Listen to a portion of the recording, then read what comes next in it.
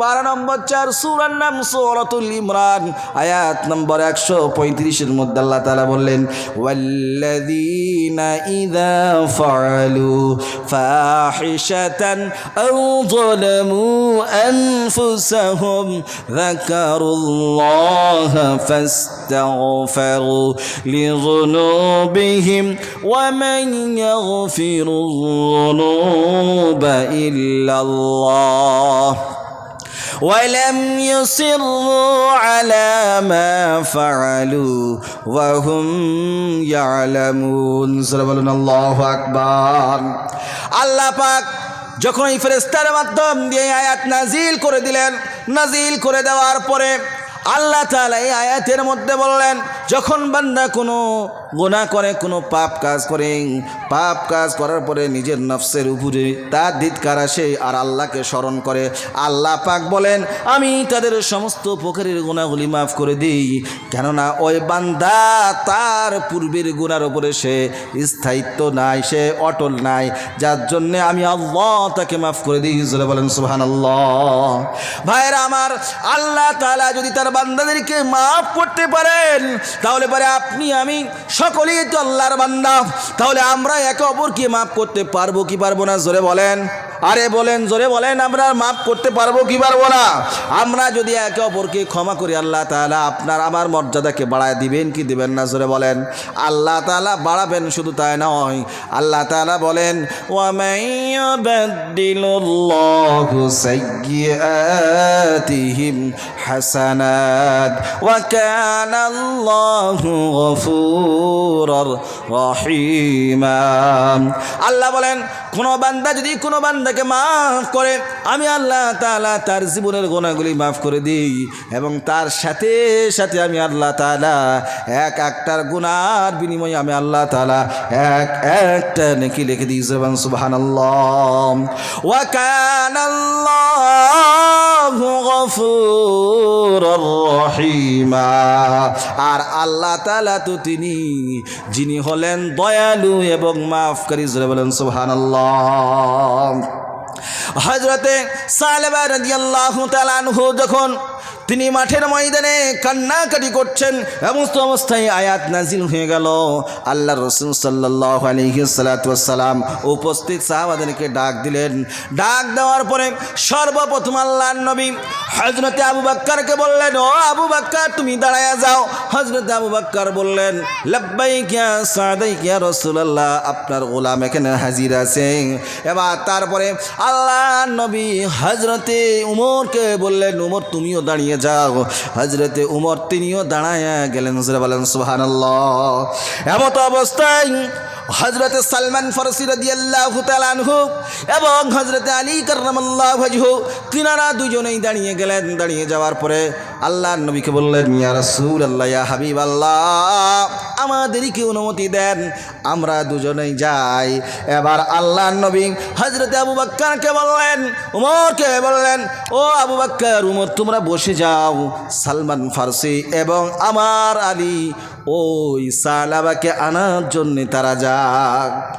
হযরতে সালাবা রাদিয়াল্লাহু তাআলা আনহু কারার জন্য হযরতে সালমান ফারসি রাদিয়াল্লাহু তাআলা আনহু হযরতে আলী কাররামাল্লাহু ওয়াজহু বার হয়ে গেলেন মদিনার অলিতে গলিতে খোঁজার জন্য। বিভিন্ন জায়গায় খোঁজাখুঁজি করলেন।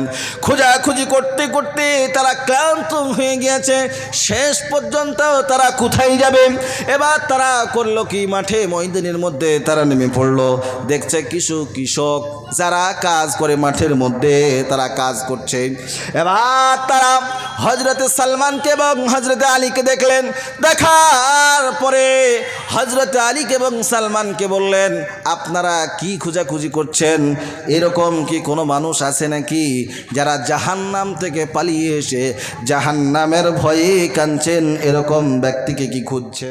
আলহামদুলিল্লাহ الحمد لله نحمده ونستعينه ونستغفره ونؤمن به ونتوكل عليه ونعوذ بالله من شرور أنفسنا ومن سيئات أعمالنا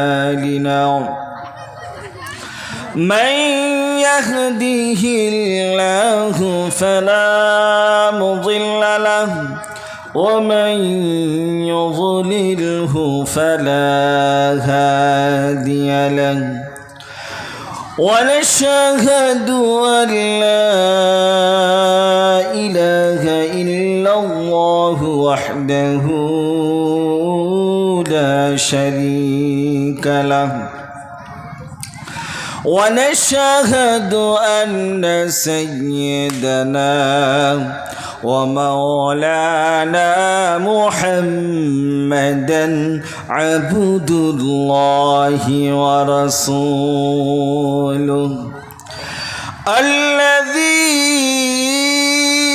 أرسله بالحق بشيرا ونذيرا وداعيا إلى الله بإذنه وسراجا وقمرا منيرا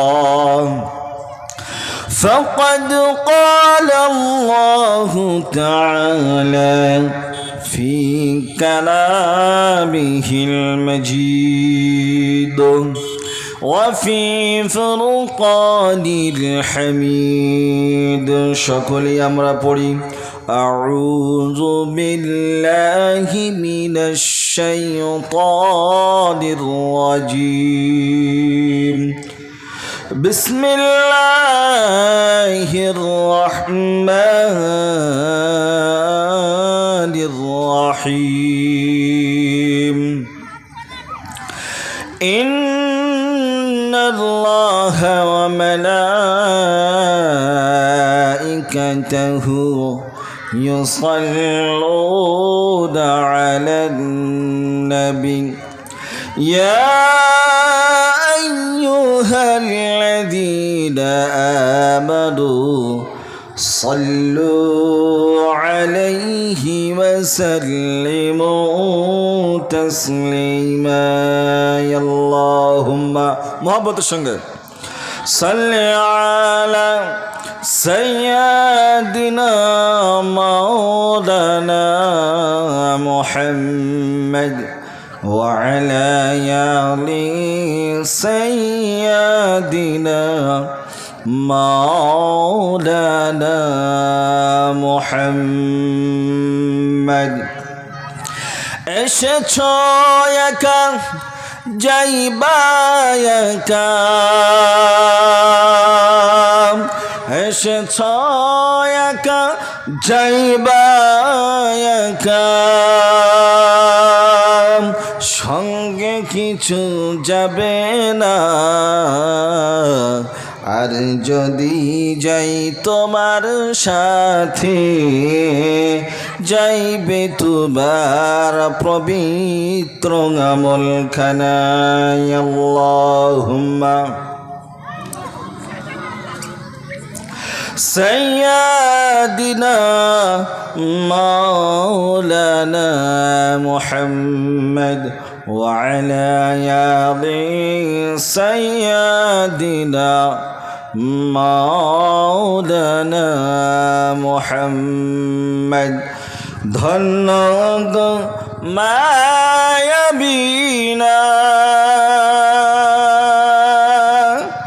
ধন্য গো মায়ামিনা ধন্য আপনার জিন্দগি আপনার উদারে জন্ম নিলেন দুজাহানের বিশ্বনবী সকলেই পড়ি বালাগাল উলা বিকামালিহি كشف الدجى بجماله حصنت جميع خصاله صلوا عليه وآله الحمد لله যাবতীয় উপাসনা ও আরাধনা ও সমুদয় প্রশংসা সেই বিশ্ব নিয়ন্তার প্রতিনিধিত্ব হোক, যিনি মহিয়ান গরিয়ান সর্বশক্তিমান অনন্ত অসীম দয়ালু কৃপাবান, সমগ্র সৃষ্টিজীব যার করে গুণগান, যার বিনা অনুমতিতে চন্দ্র সূর্য উদিত হয় না, অস্তও যায় না। ভক্তি ও ভালোবাসার সহিত করি তার প্রশংসা, হামদ ও সানা সকলে আমরা সমবেত কণ্ঠে বলি আলহামদুলিল্লাহ। আর একটু আস্তে বলা যাবে না আলহামদুলিল্লাহ? আচ্ছা বলেন, আলহামদুলিল্লাহ বললে কি নেকি হয় না গোনা হয়? আরে জোরে বলেন না, নেকি হয়। তাহলে নেকির কাজ করব, তাতে কোনো রকমের কোনো কৃপণতা করব কি গো? করব? তাহলে আমরা সবাই নেকি করার জন্য এসেছি। আচ্ছা বলেন, মজলিসে বসার আদব আছে না নাই? আছে। যদি বক্তা থাকে স্টেজে আর শ্রোতা থাকে ওই মাঠে, নাকি? হ্যাঁ, এটা আদব কি গো বলেন? তাহলে আদব হলো বক্তা এবং শ্রোতা দুজনের মধ্যে কমিউনিকেশন থাকবে, দুজনের মধ্যে সম্পর্ক তৈরি হবে, ভালোবাসা তৈরি হবে। আল্লাহর পক্ষ থেকে রহমতের বাণী বক্তার মুখ দিয়ে বার হয়ে যাবে। শুধু আমি বলে নয়, আরও যে সমস্ত আমার উলামায়ে কেরাম যিনারা এসেছেন, প্রধান বক্তা জনাব হজরত মৌলানা আব্দুর রহমান সাহেব মাদ্দাজিল্লাহুল আলী, তিনি খুব সুন্দর এবং চমৎকার আলোচক, তিনি আপনাদের সামনে আলোচনা করে শোনাবেন। আমাদের ভাই হাফেজ কারি মৌলানা গোলাম মুস্তফা সাহেব, তিনি এসেছেন, তিনিও সুন্দর কথা আপনাদেরকে কোরআন এবং হাদিসের অনুকূলে শোনাবেন। আর আপনারা সেই কথাগুলি যদি শোনেন আর ওই দিকে যদি বসে থাকেন, তাহলে পরে তাদের মন মেজাজ ভালো হবে গো। বলে এমন একটা গ্রামে আসলাম যে গ্রামের লোক বক্তাকে এক মাঠে রাখে আর ওরা থাকে আর এক মাঠায়। বলবে কি বলবে না? বক্তা এক জায়গায় থাকে আর শ্রোতা আর এক জায়গায় থাকে, এটা অন্য জায়গায় যেয়ে গল্প করবে। তো এই রকম ধরনের সুযোগ যেন বক্তাদেরকে দিয়েন না, কি বলছিলেন? তো আমরা যে একবার আলহামদুলিল্লাহ বলছি, সুবহানাল্লাহ বলছি, এতে প্রচুর নেকি আছে না? আল্লাহ রাসূল বলেছেন, তাবলাগু বাইনাস সামাই ওয়াল আরদি লা ইলাহা ইল্লাল্লাহ ওয়া সুবহানাল্লাহ। যখন কোনো বান্দা বান্দি একবার সুবহানাল্লাহ বলে, একবার আলহামদুলিল্লাহ বলে, আল্লাহ পাক এত খুশি হন, এত খুশি হন। আল্লাহ পাক তার বান্দা বান্দির জন্যে আসমান এবং জমিনের যত খালি জায়গাগুলি আছে, সমস্ত জায়গাগুলি নেকির দ্বারাই পরিপূর্ণ করে দেন। বলেন সুবহানাল্লাহ। তাহলে পারে আমরা এখানে নেকি করতে এসেছি, আমরা কেউ কিন্তু পাপ করতে আসি নাই। আমরা যারা এসেছি দুনিয়াতে চিরদিন কিন্তু থাকবো না। এই দুনিয়া একদিন শেষ হবে, এই দুনিয়ার একদিন পরিসমাপ্ত ঘটবে। এই দুনিয়া থেকে যে যত বেশি আমল নিয়ে যেতে পারবে, আল্লাহর দরবারে তার তত মান সম্মান ইজ্জতটা বেড়ে যাবে। বলেন সুবহানাল্লাহ। ভাইয়েরা আমার, আপনাদেরকে অনুরোধ করব, যে সমস্ত ভাইয়েরা আমার বোনেরা বিভিন্ন জায়গায় বিভিন্ন কাজের মধ্যে ব্যতিব্যস্ত রয়েছেন, আপনারা ব্যতিব্যস্ত না থেকে সুন্দর এবং দ্বীনি এবং ইসলামী পরিবেশের মধ্যে আপনারা চলে আসুন এই প্যান্ডেলের নিচে। আপনাদেরকে অনুরোধ করছি, আপনারা যে যেখানে আছেন, আপনারা বিলম্ব না করে অতি শীঘ্রই আপনারা এসে যান। আমার পরেই আপনার ভাই হযরত মাওলানা গোলাম মুস্তফা সাহেব কথা বলবেন। যদি শ্রোতা না থাকে, বক্তার মুখ দিয়ে কথা বার হবে না। আচ্ছা বলেন, জমি যদি জো না হয় ফসল ভালো হবে কি গো? হবে না। তাহলে জমির জো যদি ভালো হয়, তাহলে আশা করা যায় ফসল ইনশাল্লাহ ভালো হবে। আমি কেবল আপনাদের সামনে মাঠ লেবেল করা, বুঝেন তো নাকি বুঝেন না? মাঠ লেবেল করছি। এবার ইনশাল্লাহ আস্তে আস্তে এবার বক্তব্য শুরু করব ইনশাল্লাহ। যদি বলেন ইনশাল্লাহ।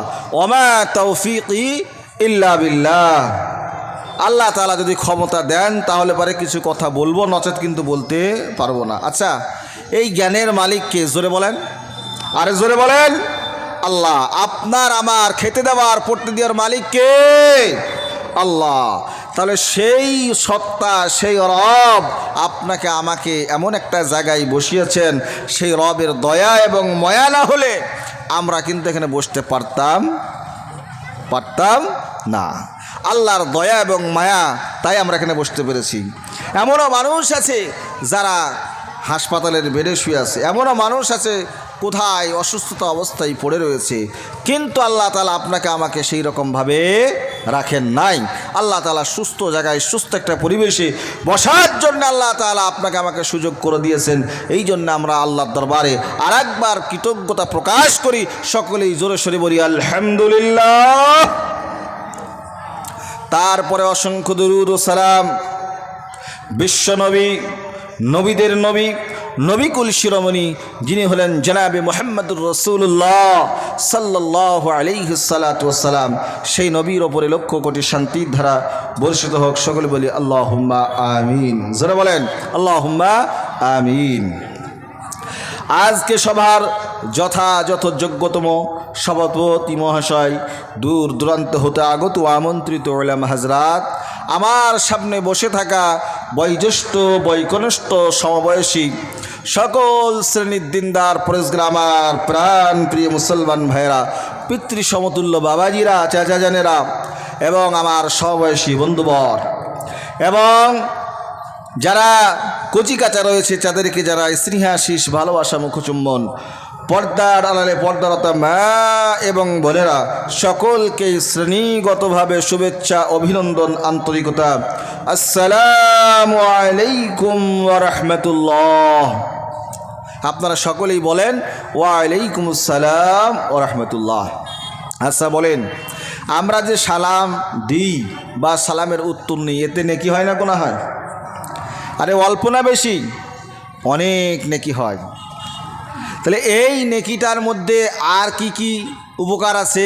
আচ্ছা বলেন, আপনার যদি কেউ শত্রু হয়, যদি শত্রুকে যদি সালাম দেন, আচ্ছা ও একবার ফিক করে হাসে, হাসে কি হাসে না?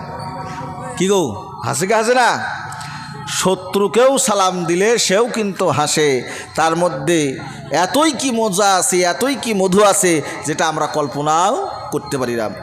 আল্লাহ রাসূল সাল্লাল্লাহু আলাইহি ওয়াসাল্লাম বলেন, আফসুস সালাম ওয়া আতিমুত তাআম, তোমরা আপুসের মধ্যে সালাম বিনিময় করো, তাহলে পরে তোমাদের মধ্যে মহব্বত বাড়বে, ভালোবাসা বাড়বে, তোমাদের মধ্যে দ্বন্দ্বটা বিলুপ্ত হয়ে যাবে এবং সুন্দর থেকে তোমাদের সুন্দর পরিবেশ তৈরি হবে। জোরে বলেন সুবহানাল্লাহ। আমার আল্লাহ রাসূল বললেন ওয়া আতিমুত তাআম, তোমরা মানুষকে খাদ্য খাবার খাওয়াও, তাহলে পরে তোমার মধ্যে যে অহংকার আছে, তোমার মধ্যে যে তাকাব্বুর রয়েছে, কৃপণতা রয়েছে, এই সমস্ত জিনিসগুলি দূর হয়ে যাবে। জোরে বলেন সুবহানাল্লাহ। আল্লাহ তাবারক ওয়া তাআলা এই পৃথিবীকে সুন্দর করে সাজালেন, সুন্দর করে গোছালেন। আল্লাহ তাবারক ওয়া তাআলা পৃথিবীর মধ্যে সর্বশ্রেষ্ঠ মানুষ জাতিকে তৈরি করলেন। আচ্ছা বলেন, এই পৃথিবীতে লক্ষ কোটি কোটি মানুষ রয়েছে, সেই সমস্ত মানুষগুলিকে আল্লাহ তাআলা বিভিন্ন রকমের বর্ণের করেছে, বিভিন্ন মানুষকে বিভিন্ন আকার আকৃতি করেছে। আল্লাহ তাআলা একজনের চেহারা আর একজনের সঙ্গে মিলাইনি, আর একজনের চেহারা আর একজনের সঙ্গে মিলাইনি। আল্লাহ তাআলা এক একজন মানুষকে আল্লাহ তাআলা এক এক রকমভাবে তৈরি করেছেন। জোরে বলেন সুবহানাল্লাহ।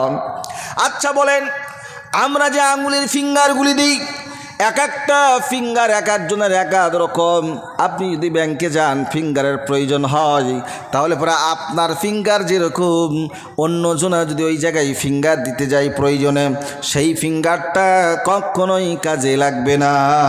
লাগবে? এই কুদরত কার? এই ক্ষমতা কার? আরে জোরে বলেন কার? আল্লাহর। সেই আল্লাহ তাআলা এই পৃথিবীকে সুন্দর করে সাজালেন, সুন্দর করে গোছালেন। আল্লাহ পাক এই পৃথিবীকে কেমনে ভাবে বানালেন, কেমন ভাবে আল্লাহ তাআলা তার নৈপুণ্যতা দিলেন, আল্লাহ তাআলা তার সৌন্দর্য কেমন ভাবে দিলেন। আর এই পৃথিবীর মধ্যে আল্লাহ তাআলা সৌন্দর্য দেওয়ার পরে আল্লাহ তাআলা পৃথিবীতে মানুষকে পাঠাবেন। আর মানুষকে পাঠানোর পূর্বে আল্লাহ তাআলা ফেরেশতা মণ্ডলীদেরকে বললেন, ও আমার ফেরেশতা মণ্ডলীরা, আমি আমার প্রতিনিধি দুনিয়াতে প্রেরণ করতে চাই, আমি আমার প্রতিনিধিকে দুনিয়ার বুকে প্রেরণ করতে চাই। তোমরা তোমাদের মাশওয়ারা পেশ করো, তোমরা তোমাদের মতামত পেশ করো। তখন এই সমস্ত ফেরেশতাগুলি বলেছিল, আল্লাহ তুমি এই সমস্ত মানুষদেরকে দুনিয়াতে পাঠায়ো না, তারা দুনিয়াতে যাবে, যাওয়ার পরে তারা রাহাজানি করবে, ছিনতাই করবে, মাস্তানি করবে, গুন্ডামি করবে, আপোষের মধ্যে তারা রক্তপাত ঘটাবে, তোমার জমিনটাকে তারা অপবিত্র করে দিবে। জোরে বলেন নাউজুবিল্লাহ। ভাইরা আমার, আল্লাহ তাআলা যখন জিজ্ঞাসা করলেন, ওয়াইয ক্বালা রাব্বুকা লিল মালাইকাতি ইন্নী জাইলুন ফিল আরদি খলিফা ক্বালু আতাজআলু ফিহা মান ইউফসিদু ফিহা ওয়া ইয়াসফিকুদ দিমা ওয়া নাহনু নুসাব্বিহু বিহামদিকা ওয়া নুকদ্দিসু লাক قال إني أعلم ما لا تعلمون الله أكبر আল্লাহ বলেন আমি আমার প্রতিনিধি দুনিয়াতে প্রেরণ করতে চাই, তোমরা তোমাদের মতামতগুলি পেশ করো। তখন তারা বলল, আল্লাহ গো, তুমি যদি এই মতামত আমাদের কাছ থেকে নাও, তাহলে পরে আমরা বলবো ওই সমস্ত জাতিকে তুমি তৈরি করো না, তোমার প্রতিনিধিকে দুনিয়ার বুকে তুমি প্রেরণ করো না, তারা রক্তপাত করবে, আমরাই তোমার প্রশংসা করব, আমরাই তোমার প্রশংসা বার্তা যেগুলো দেওয়ার সেগুলো আমরাই দিব, তুমি আল্লাহ এদেরকে তুমি তৈরি করো না। আমার আল্লাহ তাআলা বললেন, قال إني أعلم ما لا تعلمون। ওরে আমার ফেরেশতারা, তোমরা জানো না আমি যেটা জানি, আমি যেটা বুঝি।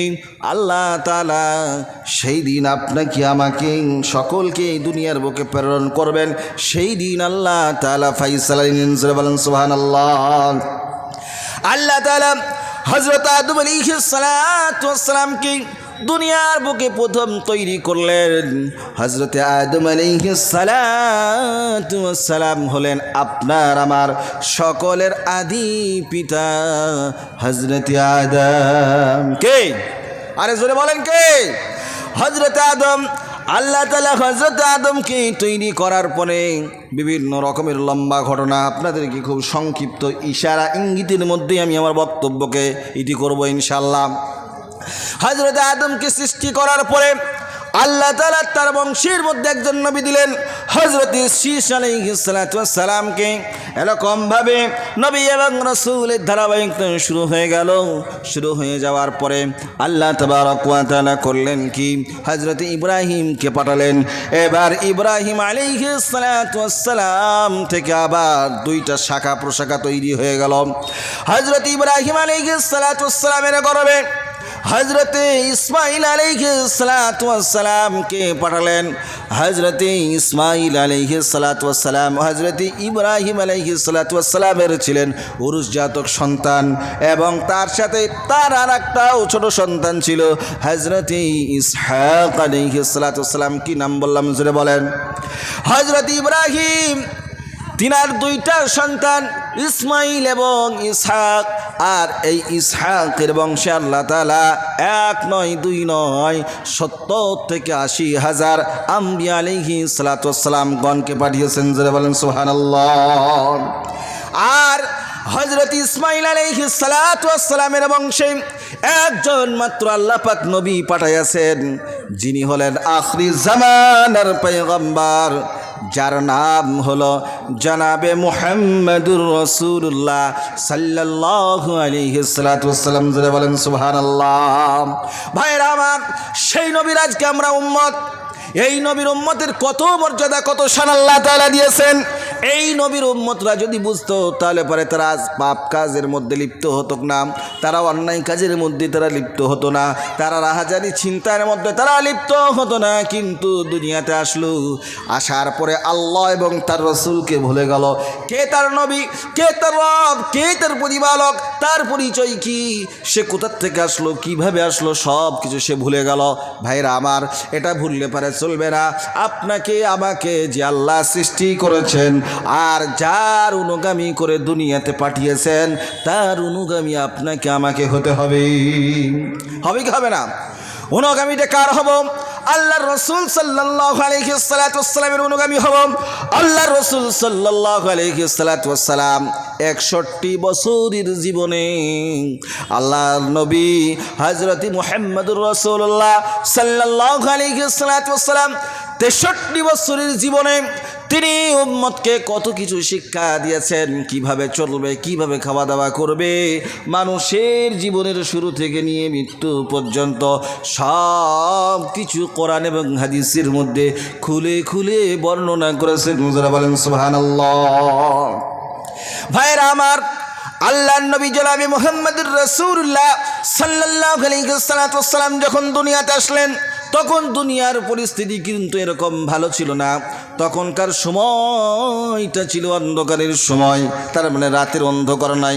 আসলে মানুষের মধ্যে মানবতা ছিল না, মানুষের মধ্যে হিংসা বিরাজ করত, মানুষের মধ্যে প্রতিহিংসা ছিল, মানুষের গোত্রের মধ্যে ঝামেলা তৈরি হতো। মানুষ মারা যেত, তার সন্তানকে বলে যেত, বাবারে আমি মারা গেলাম, আমার প্রতিশোধটা তুই জানে নিয়ে নিস। এরকমভাবে তারা একে অপরকে নসিহত করতে, আত্মীয় স্বজন, সন্তান সন্ততিকে তারা এরকমভাবে নসিহত করতে থাকতো। কিন্তু আল্লাহর নবী যখন আসলেন, আসার পরে আল্লাহর নবী তিনি করলেন কি, আপোষের মধ্যে কলহ বিবাদকে তিনি দূর করে দিলেন, আপোষের মধ্যে মিল মহব্বত ভালোবাসার বন্ধন সৃষ্টি করলেন। সেই নবীর আজকে আমরা উম্মত, আজ আমরা নবীর উম্মত হওয়ার পরে সেই নবীকে আমরা ভুলে গিয়েছি, সেই রসুলকে আমরা প্রত্যাখ্যান করেছি। আল্লাহ পাক বলেন, কুল ইন কুনতুম তুহিব্বুনাল্লাহ اتبعوني يحببكم الله ويغفر لكم ذنوبكم والله غفور رحيم। আল্লাহ পাক বলেন, হে নবী আপনি বিশ্ববাসীকে জানায়া দেন, তারা যদি নবীকে ভালোবাসতে চায় বা আল্লাহকে ভালোবাসতে চায়, তাহলে পারে তারা জানে নবীর ইত্তেবা করে, অনুকরণ করে। আল্লাহ পাককে ভালোবাসলেই ভালোবাসা হবে না, নবীর অনুসরণ করলে, নবীর ইত্তেবা করলে পারে তবেই আল্লাহ এবং তার রসুলকে ভালোবাসা হবে। সুবহানাল্লাহ। ويغفر لكم ذنوبكم والله غفور رحيم। আল্লাহ বলেন, যদি ভালোবাসা সত্যিকারী হয় তাহলে পরে তোমাদের উপকারটা কি হবে? তোমরা জীবনে যা কিছু গুনাহ করেছো সমস্ত গুনাহগুলিকে আমি মাফ করে দেব। যারা বলেন সুবহানাল্লাহ। তাহলে পরে আমরা গুনাহ সবাই মাফ করতে চাই কি চাই না? জোরে বলেন। আমরা সবাই গুনাহগুলিকে মাফ করতে চাই। আল্লাহ পাক সেই নবীর মান মর্যাদাকে বাড়ায় দেন। জোরে বলুন আমিন। আর একটু জোরে বলেন আমিন। ভাইরা আমার, আল্লাহ তাবারক ওয়া তাআলা পারা নম্বর 28 সূরার নাম সূরা তাহরিম, আয়াত নম্বর 8। আল্লাহ তাআলা 8 নম্বর আয়াতের মধ্যে কত সুন্দর করে কথাগুলি বলেন, শোনেন। আল্লাহ পাক বলেন, ইয়া আইয়ুহাল্লাযীনা আমানু তুবু ইলাল্লাহি তাওবাতান নাসুহা عسى ربكم أن يكفر عنكم سيئاتكم ويدخلكم جنات تجري من تحت تحتها الأنهار يوم لا يخزي الله النبي والذين آمنوا معه نورهم يسعى بين أيديهم وبأيمانهم يقولون ربنا أتمم لنا نورنا واغفر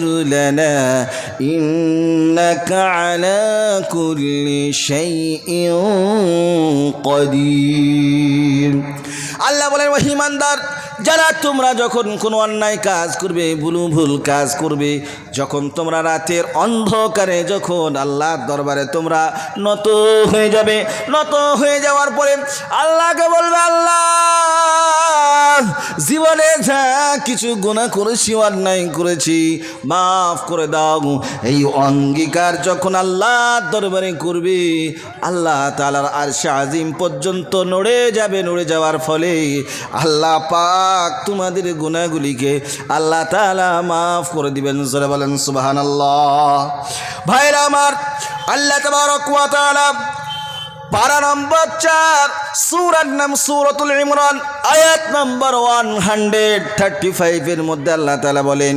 ওয়াল্লাযীনা ইযা ফাআলু ফাহিশাতান আও যালামু আনফুসাহুম যাকারুল্লাহা ফাস্তাগফিরু লিযুনুবিহিম ওয়া মান ইয়াগফিরুয যুনুবা ইল্লা الله ولم يصروا على ما فعلوا وهم يعلمون سبحان الله أكبر আল্লাহ তাআলা বলেন যখন কোনো বান্দা যখন কোনো পাপ কাজ করে কোনো অন্যায় কাজ করে আর সে তখন তার নিজের নফসের উপরে সে দুঃখিত প্রকাশ করে আল্লাহ গো আমি আমার অন্তর কি আমি আমার আত্মাকে ধোঁকা দিয়েছি ধোঁকায় পড়ে আমি আল্লাহ তাআলা আমি আজ তোমার শরণাপন্ন হয়েছি আর আল্লাহ তাআলার কাছে গুনাহগুলি মাফ চাই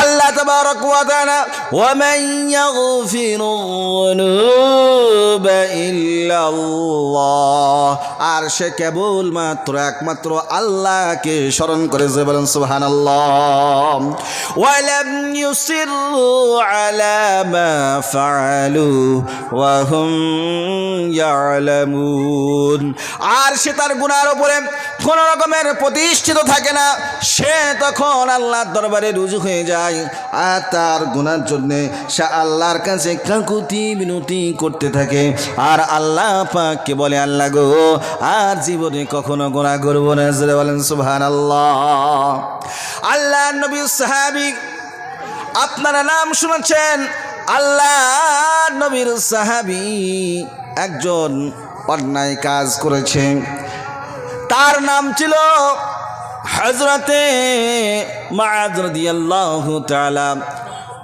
হযরতে সালেবা রাদিয়াল্লাহু তাআলা আনহু হযরতে সালেবা রাদিয়াল্লাহু তাআলা আনহু একজন আনসারী সাহাবা ছিলেন হযরতে সালেবা রাদিয়াল্লাহু তাআলা আনহু এবং তার একজন নিকটস্থ বন্ধু তিনিও একজন সাহাবা ছিলেন তার নাম হলো হযরতে যায়েদ বিন আব্দুর রহমান রাদিয়াল্লাহু তাআলা আনহু হযরতে সালেবা এবং সাদ বিন আব্দুর রহমান রাদিয়াল্লাহু তাআলা আনহু আপুসির মধ্যে খুব মিল মহব্বত ছিল ভালোবাসা ছিল এই দুজনের মধ্যে ভ্রাতৃত্ব বন্ধন ছিল এমন সময় আল্লাহর নবী একদিন হঠাৎ করে তিনি আওয়াজ দিলেন বললেন ওগো আমার সাহাবারা যুদ্ধের ময়দানে যেতে হবে যুদ্ধ করার জন্য তোমরা প্রস্তুতি হও আল্লাহর নবীর সাহাবারা সকলেই আল্লাহর নবী যখন কোনো কথা বলতেন কোনো কথা বলা মাত্রই সাহাবারা বলতেন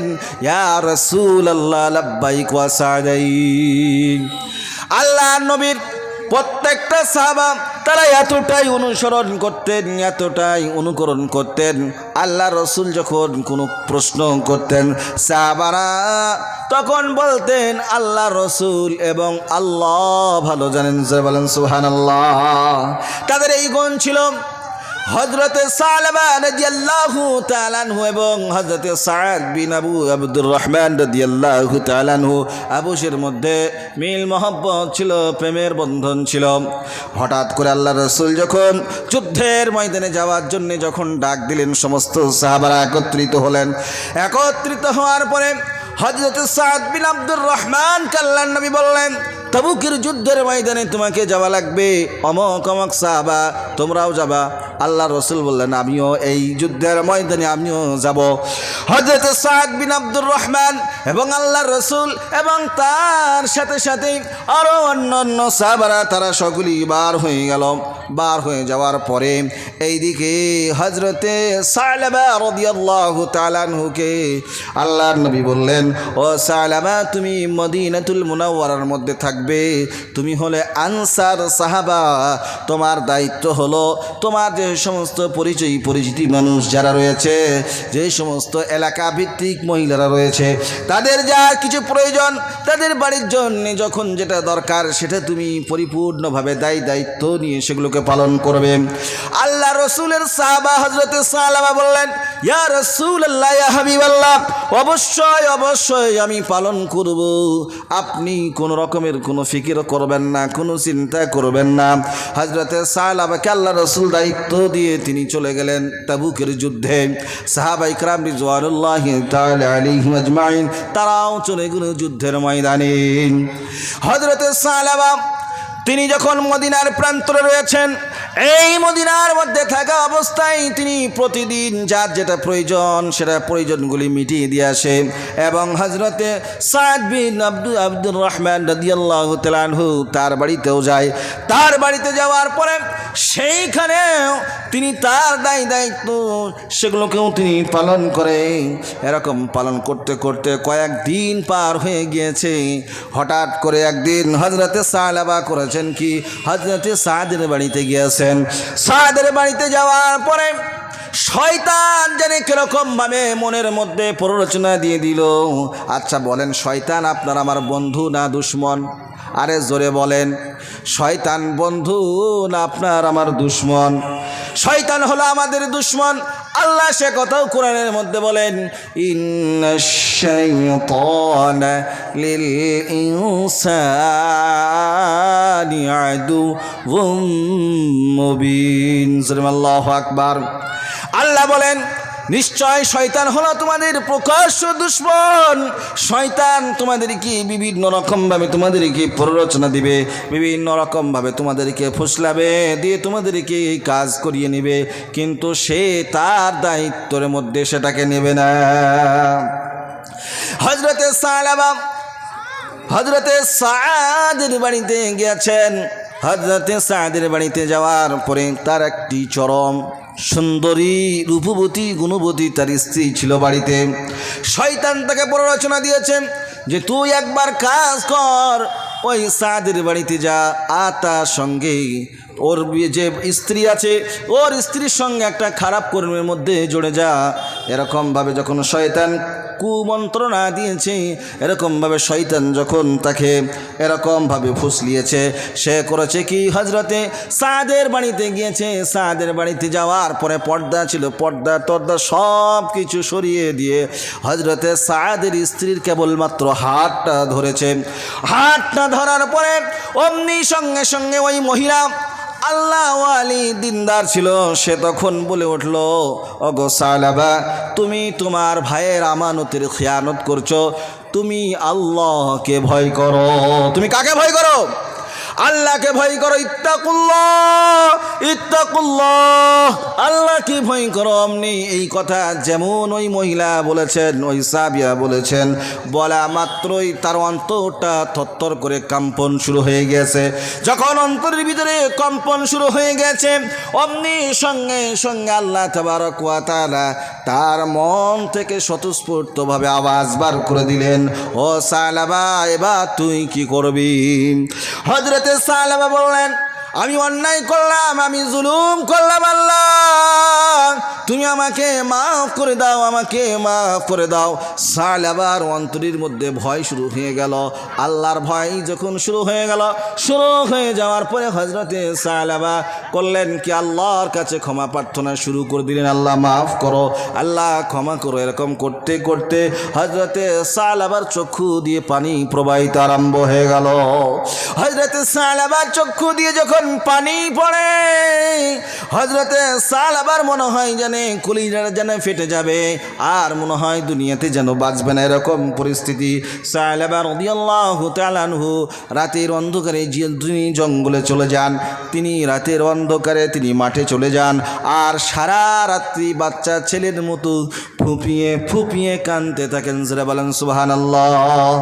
ভাইরা আমার, আজ আপনি আমি অনেক রহ গুণাগুলি দেখছি সমাজের মধ্যে, পাপগুলি দেখছি, অন্যায়গুলি দেখছি। ও যুবক ভাইরা, ও যুবতী বোনেরা, আপনারা ভালো করে শোনেন। আজ আমাদের মধ্যে রহ গুনাহ হচ্ছে। কেবলমাত্র হজরতে সালাবা হাতটা ধরেছে, এই হাতটা ধরার জন্যে তার মনের মধ্যে কত রকমের বিভিন্ন রকমের ভয় ভীতি তার মধ্যে কাজ করছে। কথা ঠিক না? ঠিক জোরে বলেন। আর আমরা যারা দেখছি, শুনছি, বুঝছি, তারপরেও হাদিস, কোরআন, উলামাদের বায়ান, বক্তব্য সব কিছু আছে, তারপরেও কিন্তু আমরা আল্লাহর আইনগুলিকে প্রত্যাখ্যান করে চলেছি। রাসূলুল্লাহর আদর্শকে আমরা ছেড়ে দিয়ে মন মানি জীবন যাপন করছি। কথা ঠিক না? ঠিক। এটা কি করা চলবে? সাহাবাদের ঘটনা থেকে আপনাকে আমাকে শিক্ষা নিতে হবে।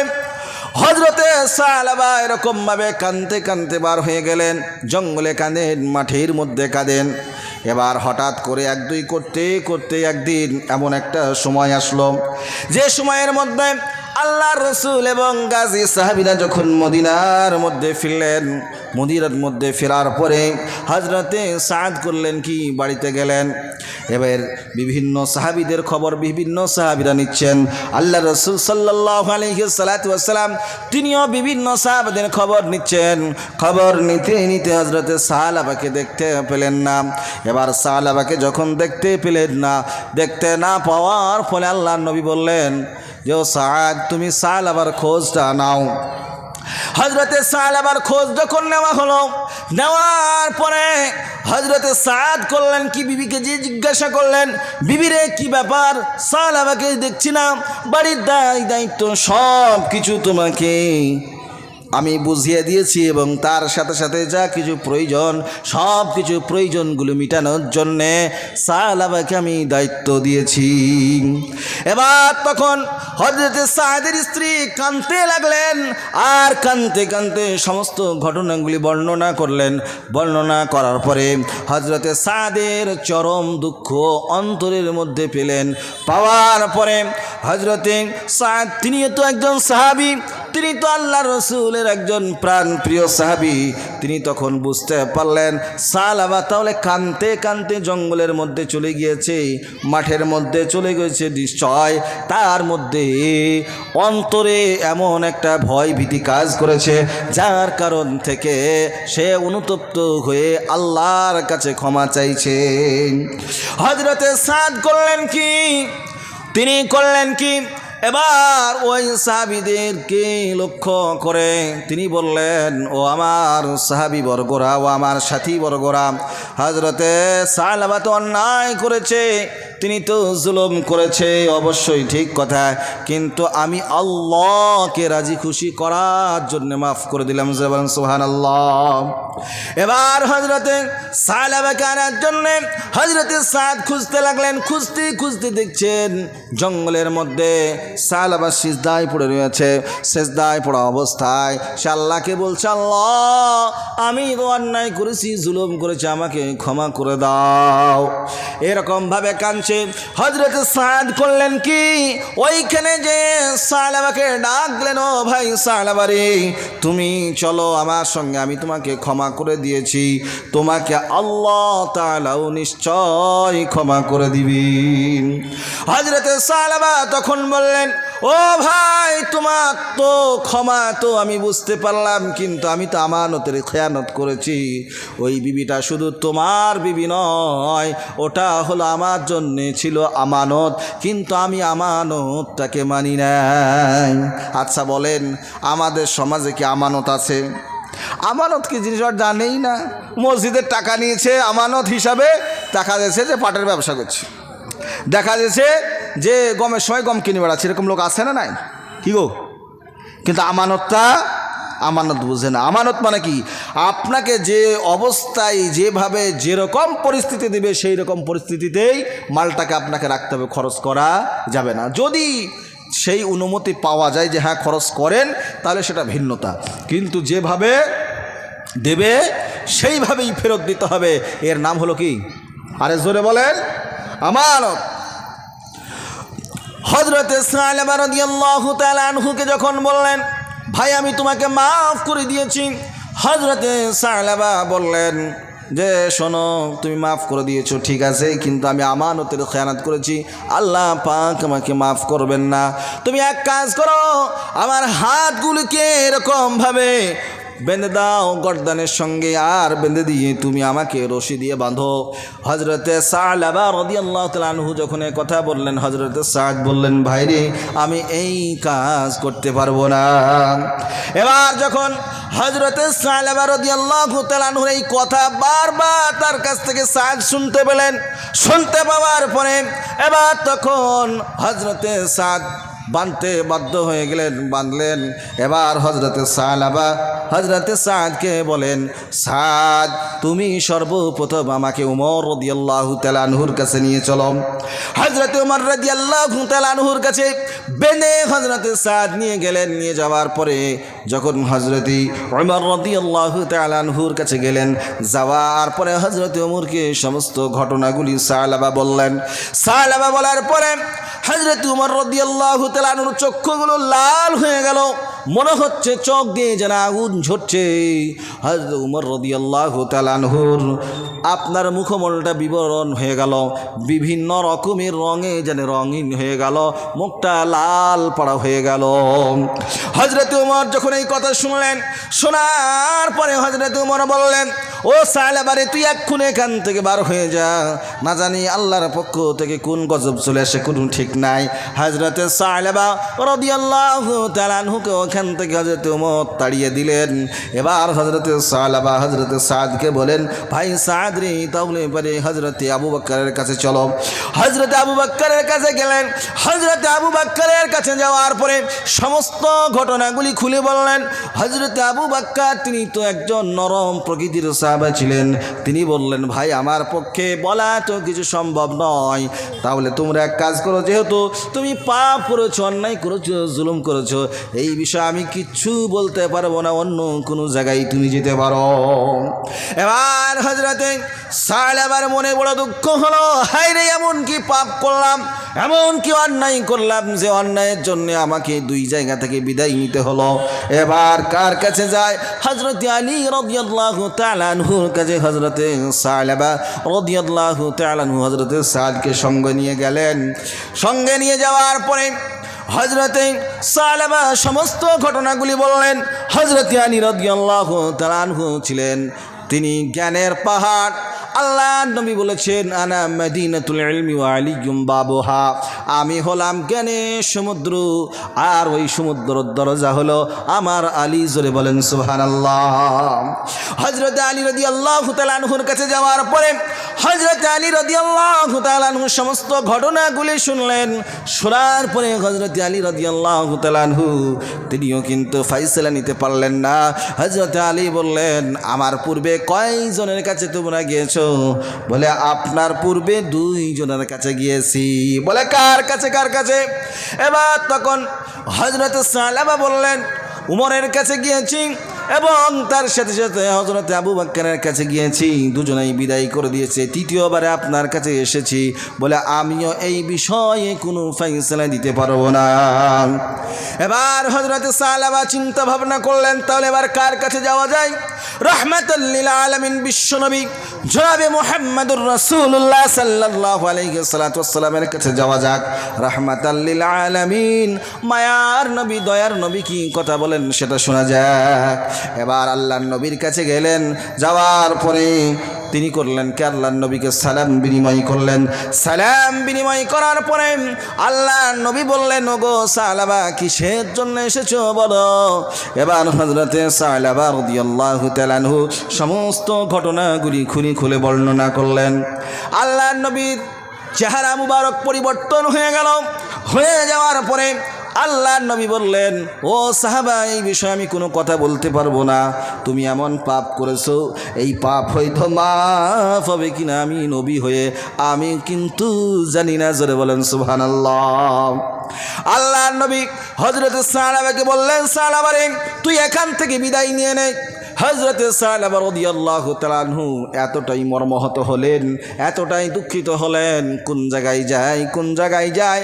হযরত সালাবা করলেন কি, হযরত সাদকে ছেড়ে দিয়ে তিনি জঙ্গলের মধ্যে চলে গেলেন। আর রাত দিন তিনি আল্লাহর কাছে কাঁদতেই থাকে। আল্লাহর কাছে যখন কাঁদতেই থাকে, হঠাৎ করে এইদিকে আল্লাহর নবীর কাছে একজন ফেরেশতা আসলেন। আসার পরে আল্লাহ তাবারাক ওয়া তাআলা সূরাতুল ইমরানের 135 নম্বর আয়াত নাজিল করলেন। আল্লাহ পাক পারা নম্বর 4 সূরার নাম সূরাতুল ইমরান, আয়াত নম্বর 135 এর মধ্যে আল্লাহ তাআলা বললেন, ওয়াল্লাযীনা ইযা ফাআলু ফাহিশাতান আও যালামু আনফুসাহুম যাকারুল্লাহা ফাস্তাগফিরু লিযুনুবিহিম ওয়া মান يغفر الذنوب إلا الله ولم يصروا على ما فعلوا وهم يعلمون الله أكبر।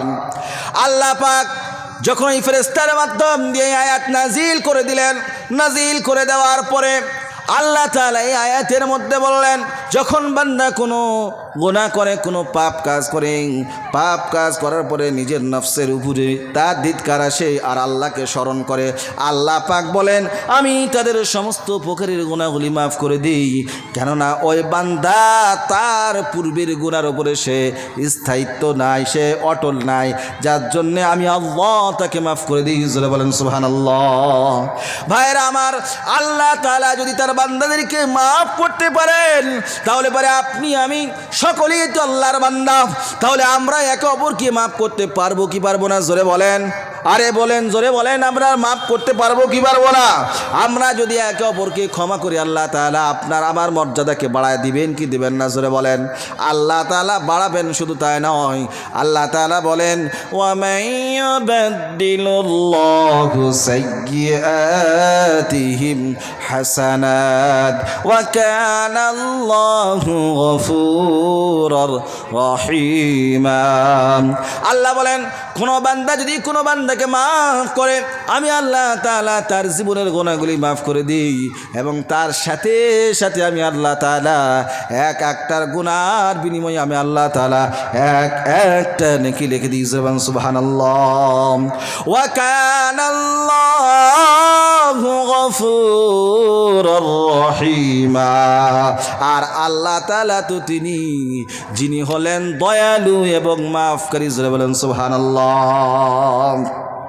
হযরতে সালেবা রাদিয়াল্লাহু তাআলা আনহু যখন তিনি মাঠের ময়দানে কান্নাকাটি করছেন, এমন অবস্থায় আয়াত নাজিল হয়ে গেল। আল্লাহর রাসূল সাল্লাল্লাহু আলাইহি ওয়াসাল্লাম উপস্থিত সাহাবাদেরকে ডাক দিলেন। ডাক দেওয়ার পরে সর্বপ্রথম আল্লাহর নবী হযরতে আবু বকরকে বললেন, ও আবু বকর তুমি দাঁড়ায়া যাও। হযরতে আবু বকর বললেন, লাব্বাইক ইয়া সাদাইক ইয়া রাসূলুল্লাহ, আপনার গোলাম এখানে হাজির আছে। এবার তারপরে আল্লাহর নবী হযরতে উমরকে বললেন, উমর তুমিও দাঁড়িয়ে যাও।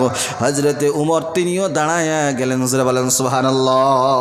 এমত অবস্থায় হযরত সালমান ফারসি রাদিয়াল্লাহু তাআলা আনহু এবং হযরত আলী কাররামাল্লাহু ওয়াজহু তিনারা দুজনেই দাঁড়িয়ে গেলেন। দাঁড়িয়ে যাওয়ার পরে আল্লাহর নবীকে বললেন, ইয়া রাসূলুল্লাহ, ইয়া হাবিবাল্লাহ, আমাদেরকে অনুমতি দেন, আমরা দুজনেই যাই।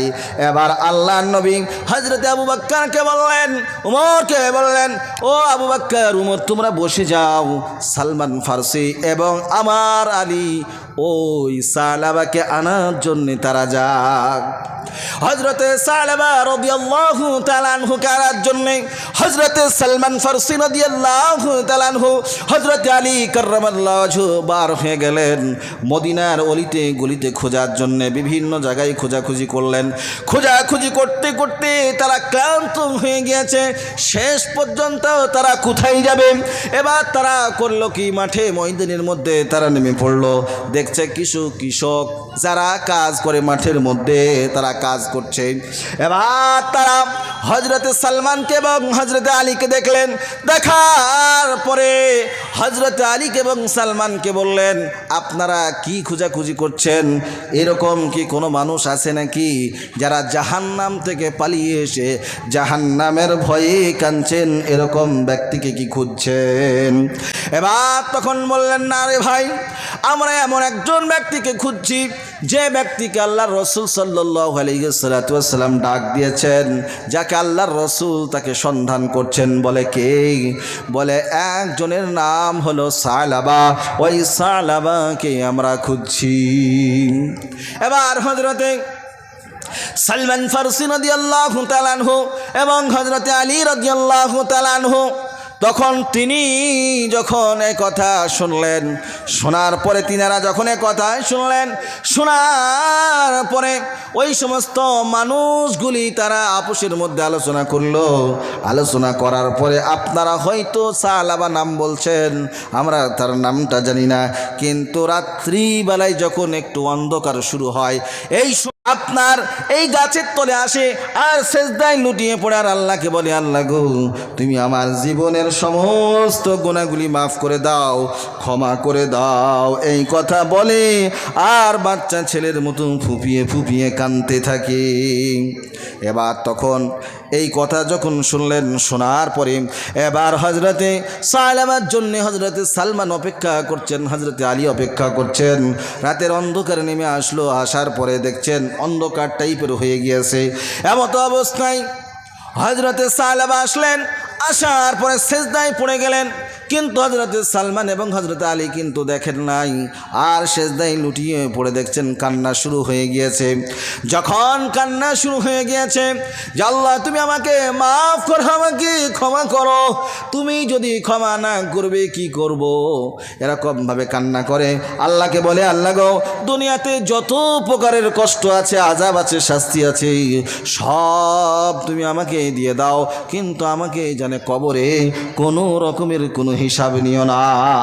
এই কথা যখন বলতেছেন আর কাঁদতেছেন, এই সময় হযরতে আলী এবং হযরতে সালমান ফারসি রাদিয়াল্লাহু তাআলা আনহু কল্যাণকে সালাবার কাছে গেলেন। যাওয়ার পরে সালাবাকে সালাম দিলেন। সালাম দেওয়ার পরে সালাবাকে বললেন, ওগো সালাবা, তোমার গুনাহ মাফ হয়ে গিয়েছে। বলে কেমন করে বললে? বলে আমরা সেই খান থেকে এসেছি যেখান থেকে আল্লাহ পাকের অর্ডার হয়েছে, যার মাধ্যম দিয়ে তিনি হলেন জনাবে মুহাম্মদুর রাসূলুল্লাহ সাল্লাল্লাহু আলাইহি ওয়াসাল্লাম। যারা বলেন সাল্লাল্লাহু আলাইহি ওয়াসাল্লাম। এবার হযরতে সালাবা বলেন, আপনারা যখন আল্লাহর নবীর কাছে আসলেন তখন নবীর চেহারাটা কেমন ছিল? হাসি খুশি ছিল না কিরকম ছিল একটু বলেন। তখন হযরতে সালমান এবং হযরতে আলী বললেন, আল্লাহর নবীর মুখটা চমৎকার এবং সুন্দর হাসি মুখ ছিল। জোরে বলেন সুবহানাল্লাহ। হযরতে সালাবাকে হযরতে সালমান ফারসি হযরতে আলী আল্লাহর রাসূলের দরবারে নিয়ে গিয়েছেন। আল্লাহর রাসূলের দরবারে যখন গিয়েছেন, সেই সময় হযরতে বিলাল রাদিয়াল্লাহু তাআলা আনহু ইশারা আযান দিচ্ছেন, আল্লাহু আকবার, আল্লাহু আকবার, আল্লাহু আকবার, আল্লাহু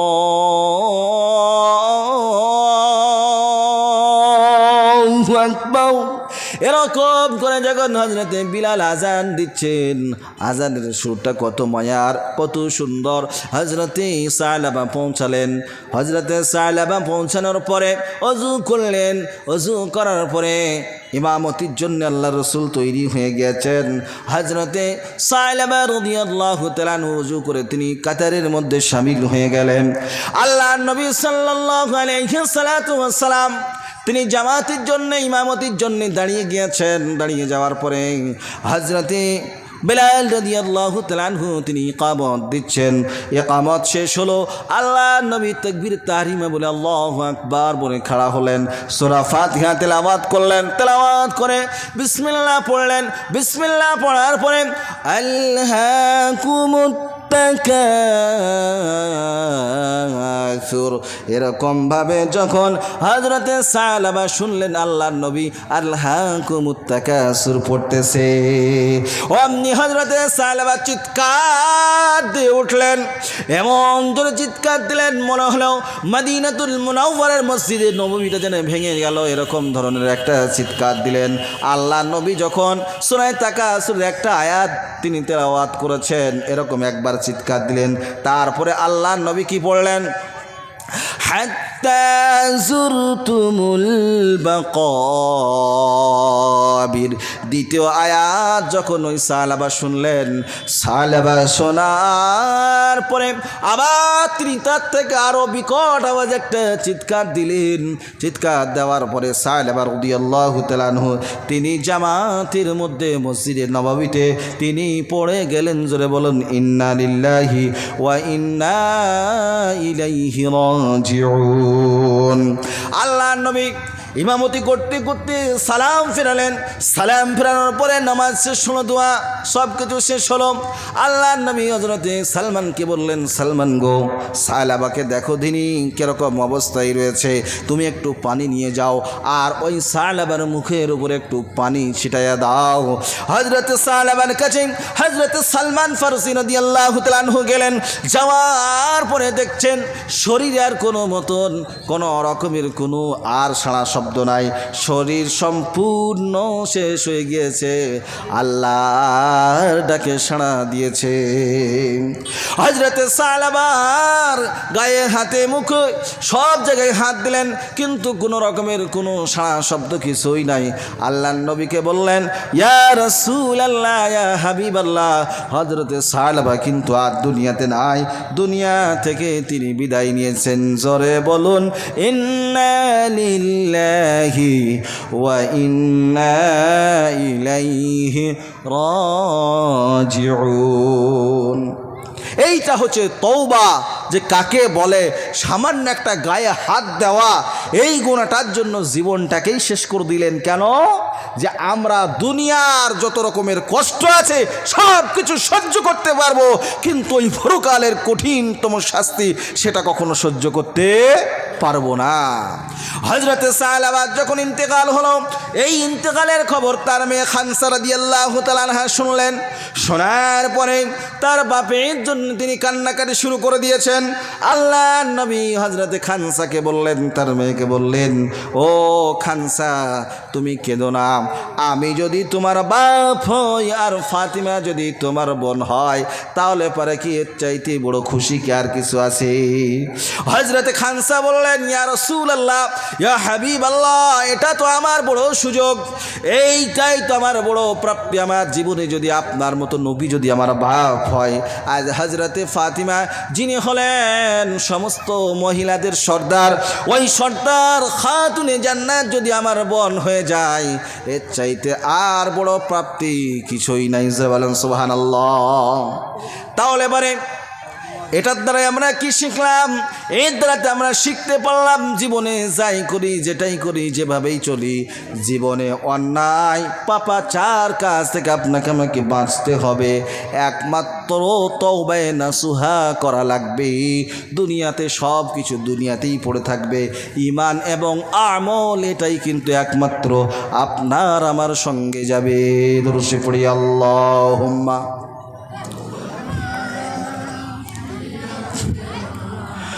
مولانا محمد وعلى آل سيدنا مولانا محمد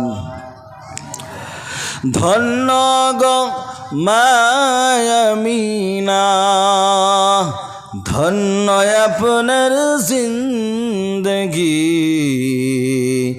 ধন্য গো মায়ামিনা ধন্য আপনার জিন্দগি আপনার উদারে জন্ম নিলেন দোজাহানের বিশ্বনবী আল্লাহুম্মা জোরে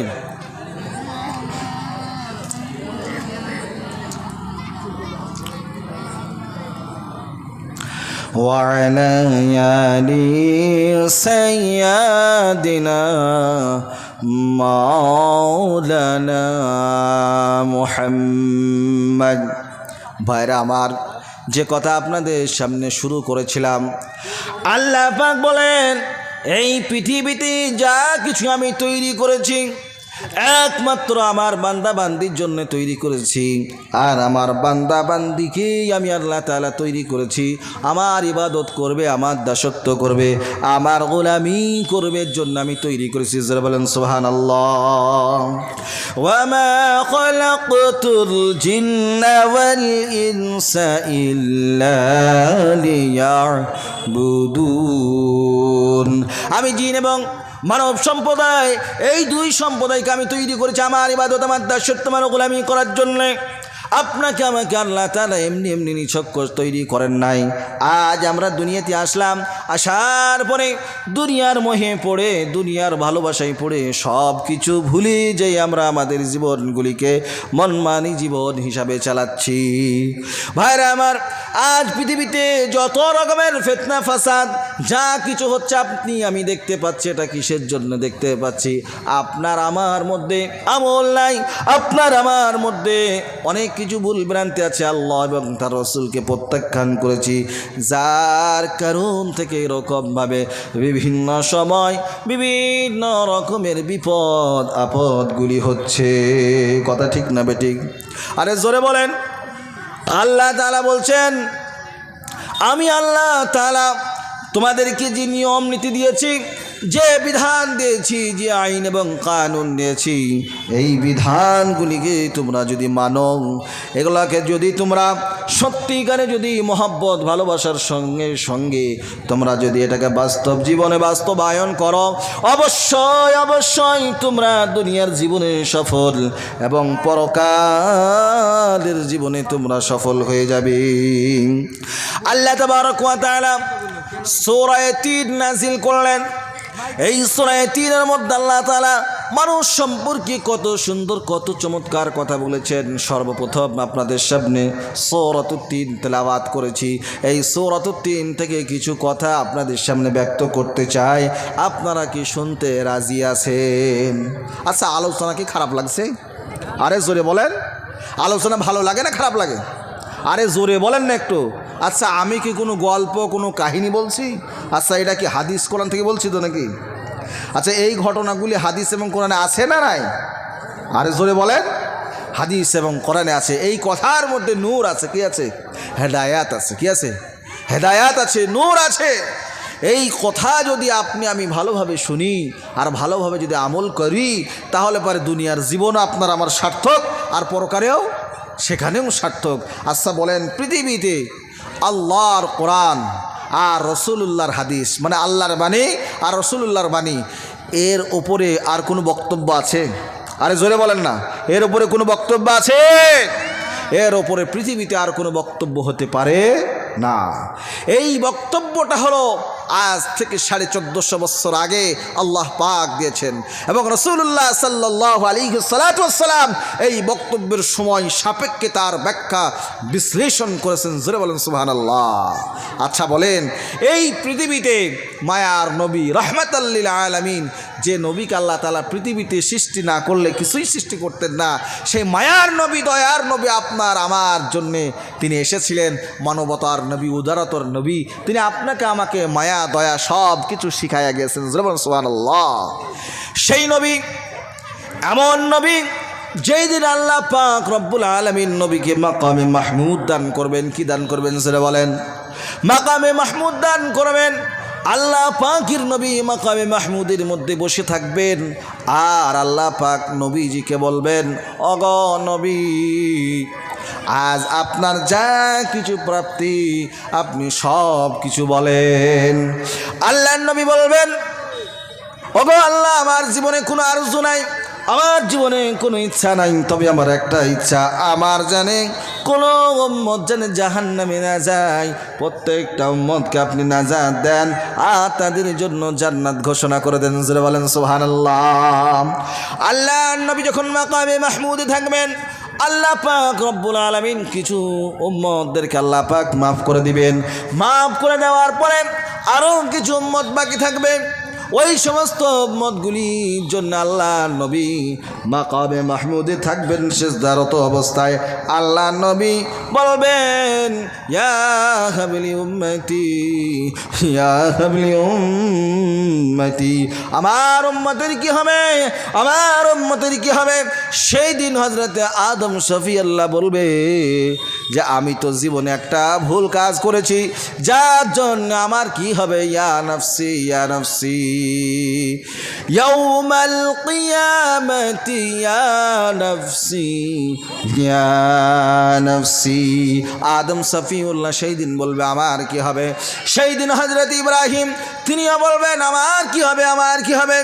সেই দিন মুসা কালিমুল্লাহ সেই দিন তিনিও বলবেন আমার কি হবে, আমার কি হবে? হযরত ইব্রাহিম খলিলুল্লাহ তিনিও তাই বলবেন।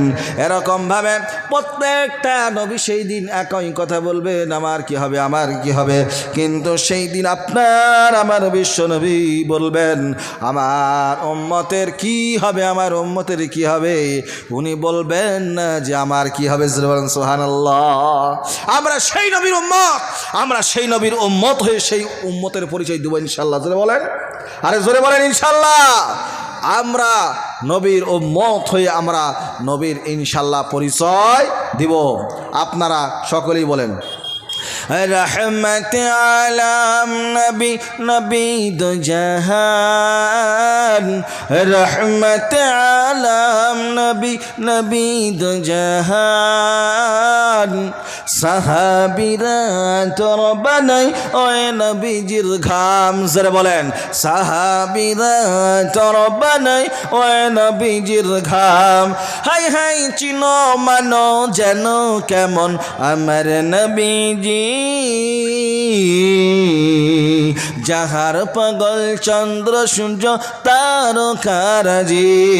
হাই হাই চিনো মানো যেন কেমন আমার নবীজি, যাহার পাগল চন্দ্র সূর্য তারকারাজি। তোমরা আরো শুনবানি সুন্দর কাহিনী, তোমরা আরো শুনবানি সুন্দর কাহিনী। জন্নতের রুমে রুমে লেখা নবীর নাম। যারা বলেন জন্নতের রুমে রুমে লেখা নবীর নাম। রহমত আলম নবী নবী দো জাহান, রহমত আলম নবী নবী দো জাহান। সাহাবীরা তোর বানাই ওই নবীজির ঘাম, সাহাবীরা তোর বানাই ওই নবীজির ঘাম। উস্তুনে খান্নানা একটা খেজুর গাছের নাম,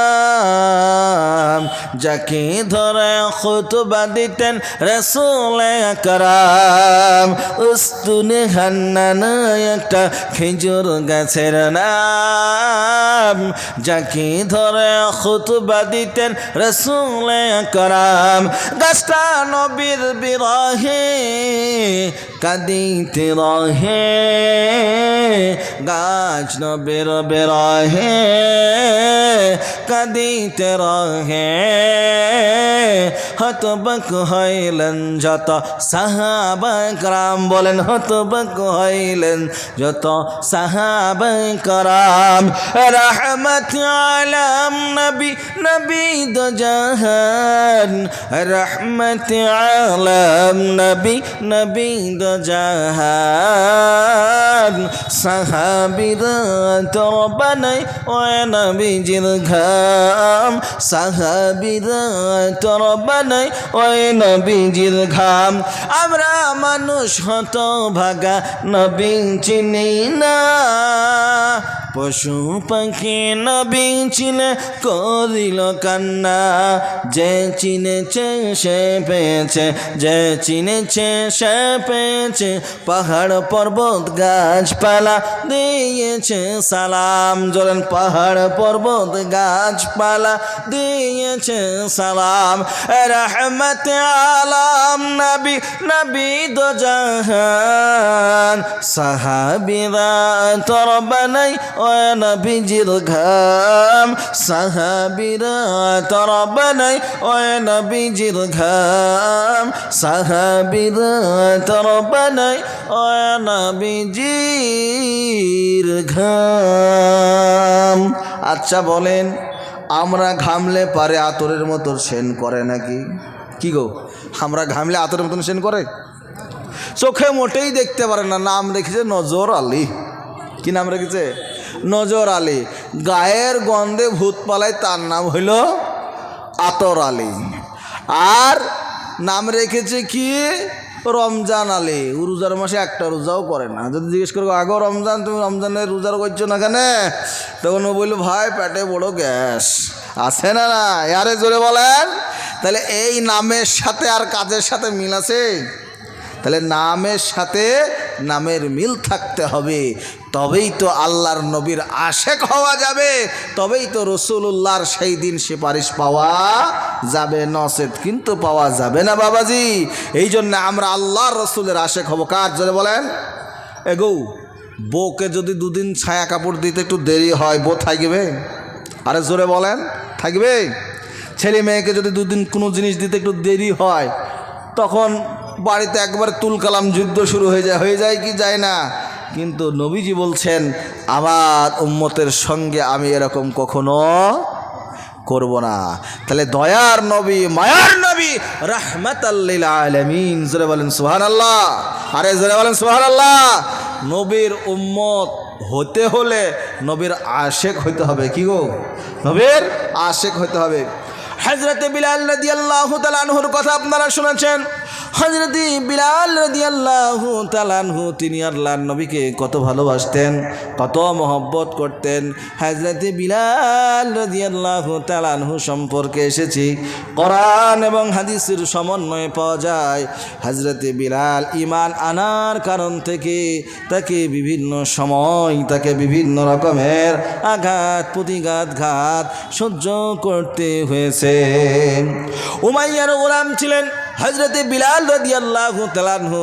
হযরতে বিলালকে যখন মরুভূমির উত্তপ্ত বালির উপরে যখন শোয়ানো হতো, হওয়ার পরে হযরতে বিলালকে বলা হতো, বিলাল তুমি আহাদ বলাটা বন্ধ করে দাও, তুমি তোমার পূর্বে যে মনিব আছে, তোমার পূর্বে যে মালিক আছে, ওই মালিককে অনুসরণ করো। তাদের যে সমস্ত দেবদেবী আছে সেই সমস্ত দেবদেবী তুমি অনুসরণ করো। আর মুহাম্মাদুর রাসূলুল্লাহ তুমি গুণগান গাওয়া বন্ধ করে দাও। আল্লাহ এক বলে তুমি কখনো মেনো না। তুমি লাত এবং মানাতকে তুমি মেনে নাও। তোমার সমস্ত প্রকারের আযাবগুলি সাজাগুলি সব কিছু বন্ধ করে দেওয়া হবে। তারপরেও কি হযরতে বিলাল কি ক্ষান্ত ছিলেন নাকি? আরে জোরে বলেন। কিন্তু আমাদেরকে যদি বলা হয় ভাইরে তোকে 1 লাখ টাকা দিব, নবীর নামে তোকে 10 বার গালি দিতে হবে, নাউজুবিল্লাহ, আমরা কিন্তু দিয়ে বসে থাকবো। কথা ঠিক না বেঠি? ভালো লোক আছে, নাই তা বলবো না, তখন আমার পিঠের ছাল বাকলাও থাকবে না, ভালো লোকও আছে।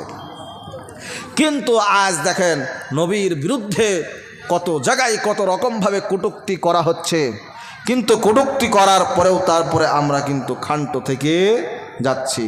আচ্ছা বলেন, নিজের স্বার্থে যদি আঘাত লাগে, জান দিয়ে হোক, প্রাণ দিয়ে হোক, রক্ত দিয়ে হোক, টাকা দিয়ে হোক, অর্থ দিয়ে হোক, সব কিছু প্রচেষ্টা আমরা চালাবো কি চালাবো না, জোরে বলেন। কিন্তু আমরা নবীর বিরুদ্ধে যদি কথা বলে আমরা কি ছেড়ে দেবো? আরে জোরে বলেন, ছাড়বো? আমরা আমাদের জীবন দিয়ে হলেও আমরা রক্ষা করব, ঠিক না ঠিক? আচ্ছা বলেন, আজ বছর দুয়েক আগে একজন মহিলার আবির্ভাব ঘটেছিল, তার নাম হলো নূপুর শর্মা। আল্লাহর নবীর বিরুদ্ধে কথা বলল। সারা ভারতবর্ষ থেকে জাতি, ধর্ম, বর্ণ নির্বিশেষে সকলেই তার বিরুদ্ধে স্লোগান দিয়েছিল কি দেয় নাই? আরে জোরে বলেন, দিয়েছিল কি দেয় নাই? তাকে এমনভাবে জড়ো করে ফেলল মুসলমান। এরা হলো বাঘের জাতি, এরা তো সেই জাতি যারা পৃথিবীর মসনদকে যে কোনো সময় যে কোনোভাবে তারা হিলিয়ে দিতে পারে কি পারে না? আচ্ছা বলেন, সেই নূপুর শর্মার কি আর কোনো রকমের তার প্রশংসা বাক্য, তার কোনো নাম নিশানা কিছু কি আছে? আজ জোরে বলেন, আছে? তাকে আল্লাহ এমনভাবে ঢুকিয়ে দিয়েছে তার কেউ আর নাম নেয় না। যারা পৃথিবীতে আল্লাহর নবীকে কটাক্ষ করবেন, আল্লাহর নবীর বিরুদ্ধে কথা বলবে, তাদেরকে আল্লাহ তাআলা ধরবেন না, এমন ধরবেন আর জীবনের মতো কোনোদিন ছাড়বেন না। কথা ঠিক না বে ঠিক? আরে জোরে বলেন, ঠিক না বে ঠিক? তাহলে বলেন, আমরা সেই নবীর উম্মত, সেই নবীর কি কাজ ছিল, সেই নবীর কিরকম চলাফেরা ছিল, এগুলোকে আপনাকে আমাকে বাস্তব জীবনে বাস্তবায়ন করা লাগবে কি লাগবে না? জোরে বলেন, লাগবে কি লাগবে না? আপনাকে আমাকে রাসূলুল্লাহর আদর্শ কোথা থেকে জানবো? আল্লাহ তাআলা কোরআনুল কারীমের মধ্যে কত সুন্দর, কত চমৎকার করে আল্লাহ তাআলা সুন্দর করে বলেন আমার রাসূল কেমন ছিল, সেটা তোমরা কোরআন থেকে জেনে নাও। লাকাদ কানা লাকুম ফি রাসূলিল্লাহি উসওয়াতুন হাসানা। আমার নবীর চরিত্র, আমার নবীর আদর্শ এত উত্তম ছিল, এত ভালো ছিল, পৃথিবীতে নবীর আদর্শের মতন এই রকম উচ্চ মানের আদর্শ আর পৃথিবীতে কাউরির হবে না। আল্লাহ নবীর কিছু সাহাবী হযরত আম্মা জান আয়েশা রাদিয়াল্লাহু তাআলা আনহার কাছে গেলেন। যাওয়ার পরে আল্লাহ নবীর বিবি আপনার আমার মা হযরত আয়েশার কাছে যে প্রথমে সালাম দিলেন। সালাম দেওয়ার পরে তারপরে হযরত আয়েশা রাদিয়াল্লাহু তাআলা আনহাকে জিজ্ঞাসা করলেন, ওগো আমাদের মা আমিরুল মুমিনিন, ওগো উম্মাহাতুল মুমিনিন, আপনি বলেন নবীর চরিত্র কেমন ছিল? এবার তখন আল্লাহর নবীর বিবি আপনার আমার মা হযরত আয়েশা বললেন, আপনারা কি কোরআন পড়েন না? আপনারা কি কোরআন স্টাডি করেন না? বলে হ্যাঁ করি। বলে কোরআনের শুরু থেকে নিয়ে শেষ পর্যন্ত মিনাল জিন্নাতি ওয়ান নাস পর্যন্ত সবটাই নবীর চরিত্র, সবটাই নবীর আদর্শ। জোরে বলেন সুবহানাল্লাহ। ভাইরা আমার, আল্লাহ তাবারক ওয়া তাআলা নবীকে কিরকম ভাবে তৈরি করেছিলেন? আল্লাহ পাক বলেন, নবীর মধ্যে যদি আমি কঠোরতা দিতাম, নবীর মধ্যে যদি আমি মায়া যদি না দিতাম, তাহলে পরে নবীর কাছে কেউ কিন্তু কালেমা পড়তো না। আল্লাহ নবীর একটা ঘটনা আপনাদেরকে শোনায়। আল্লাহ নবী সাল্লাল্লাহু আলাইহি ওয়াসাল্লামের কাছে একজন পেটুক এসেছে। কে? জোরে বলেন। একজন ইহুদি পেটুক এসেছে আল্লাহ রসুলের কাছে। বিভিন্ন সময় বিভিন্ন স্টেট থেকে আল্লাহ নবীর কাছে মেহমান আসতো। সাহাবায়ে কেরাম রিজওয়ানুল্লাহি তাআলা আলাইহিম আজমাইনদেরকে আল্লাহর নবী বলতেন, ওগো আমার সাহাবীরা, তোমরা মেহমানদারি করবেই, মেহমানকে খাওয়াবে, তোমাদের মালের মধ্যে বরকত হবে, তোমাদের টাকা পয়সার মধ্যে বরকত হবে, তোমাদের ইজ্জত সম্মানটা বেড়ে যাবে। আল্লাহর নবী এরকমভাবে বলেন। বলতে বলতে একদা যখন ওই পেটুক আপনার এসেছে ইহুদি, আসলে ও ইহুদির আসার একটা উদ্দেশ্য হলো আল্লাহর নবীকে পেরেশান করবে, আল্লাহর নবীকে কষ্ট দিবে। এই জন্যে ওই এসেছে ওই ইহুদি। আসার পরে ওই ইহুদি বলল আল্লাহর নবী কি, ইয়া রাসূলুল্লাহ, ইয়া হাবিবাল্লাহ, আপনার কাছে এসেছি, আপনার কাছে মেহমানদারি করব। আর অন্য অন্য জায়গা থেকে বিভিন্ন মেহমান এসেছেন। আসার পরে আল্লাহ নবী সাল্লাল্লাহু আলাইহি ওয়াসাল্লাম করলেন কি, বিভিন্ন সাহাবার কাছে বিভিন্ন মেহমানদেরকে ভাগ বাটোয়ারা করে দিলেন। দেওয়ার পরে আপন আপন সাহাবীরা তাদের মেহমানগুলিকে নিয়ে তারা চলে গেল। রাতের বেলায় তাদেরকে খাওয়া দাওয়া সুন্দর করে করালেন। করানোর পরে শুয়ে রয়েছেন। আর আল্লাহ নবীর এই ইহুদি করেছেন কি, আল্লাহ নবীর সঙ্গে গিয়েছেন। যাওয়ার পরে আল্লাহ নবী সুন্দর করে তাকে খাইয়েছেন। এত খাওয়া খেয়েছে, আল্লাহ নবীর বাড়িতে যে খাদ্য খাবার যা কিছু ছিল সব কিছু শেষ হয়ে গিয়েছিল। খাবার বলতে কিছুই ছিল না। জোরে বলেন সুবহানাল্লাহ। ওই সাহাবী, তখন তো সাহাবী হন নাই, এই ইহুদি করল কি, এতটাই খেয়েছে পেটের মধ্যে বদহজম হয়ে গিয়েছে। বদহজম হওয়ার কারণ থেকে ভোরবেলায় যখন উঠেছে পেটের মধ্যে গুডুম গাডুম শুরু হয়ে গিয়েছে। এবার টয়লেটে যাবে কিংবা পায়খানা করার জন্য যাবে, দেখবেন পেট যদি খারাপ হয় মানুষকে কিন্তু পায়খানাতে যাওয়ারও সময় দেয় না। দেয় গো? আর কি বলেন, দেয়? পায়খানাতে যাওয়ার সময় দেয় না, বিছানাতেই কাজ শেষ হয়ে যায়, রাস্তায় কাজ শেষ হয়ে যায়। এই ইহুদি করেছে কি, যখন এই পায়খানার জন্য প্রয়োজন মেটানোর জন্য যাবে, বেড থেকে যেমনি নেমেছে, কিছু বেডে পায়খানা পড়েছে, কিছু বাড়িতে পড়েছে, কিছু ঘরে পড়েছে। এরকমভাবে সে করেছে কি, আপনার ওই পায়খানা করতে করতে দৌড় মেরেছে। সে চিন্তা ভাবনা করলো যে আমি যার কাছে এসেছি তাকে তো আমি জ্বালানোর জন্য এসেছি, তাকে তো আমি কষ্ট দেওয়ার জন্য এসেছি। যদি যদি এখানেই থাকি তাহলে পারে হয়তো আমাকে মেরে ফেলতে পারে, হয়তো আমাকে আর বাড়ি ফিরতে দিবে না, তাহলে পরে আর তো এখানে থাকা যাবে না। সে কিন্তু পলায়ন আরম্ভ করলো। আল্লাহর নবী করলেন কি, অমনি সঙ্গে সঙ্গে ওই ইহুদি ব্যক্তির খোঁজ খবর নিলেন। খোঁজ খবর নেওয়ার পরে তার কোনো জায়গায় যখন সন্ধান পেলেন না, না পাওয়ার পরে ঘরের মধ্যে গেলেন। ঘরের মধ্যে যে দেখছেন চতুর্দিকে পায়খানা পড়ে আছে, বিব্রতকর অবস্থা, অবস্থা খুব সিরিয়াস। এবার আল্লাহর নবী তিনি বললেন, হারে এত সুন্দর করে তাকে খাওয়ালাম, এত সুন্দর করে তার সাথে কথাবার্তা বললাম, সব কিছু করলাম, করার পরে তারপরে হয়তো যে কোনো বিপদের কারণ থেকে পায়খানা প্রস্রাব হয়ে গিয়েছে, সে তো আমার কাছ থেকে আমার মেহমান বিদায় নিয়েছে, তাহলে পরে আমার তো তার সঙ্গে ভালো রকমের কোনো আদব আখলাক পেশ করা হয় নাই। এই বলে আল্লাহর নবী আফসোস করছেন। আর ওই ঘরের মধ্যে আপনার ওই ইহুদি করেছিল কি, তলোয়ারটা ফেলে গিয়েছিল, দামি তলোয়ার।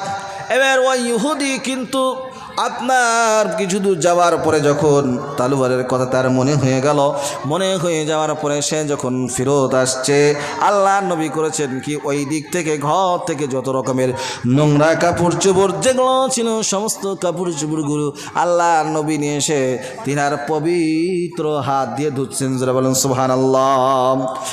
আর ওই ইহুদি যখন তলোয়ারটা নেওয়ার জন্য এসেছে, আসার পরে এবার দেখছেন আল্লাহ নবী পবিত্র হাত দিয়ে তিনি ধৌত করছেন। এই অবস্থা যখন দেখলেন, এই অবস্থা দেখার পরে কিছু সাহাবা একত্রিত হয়ে গেলেন।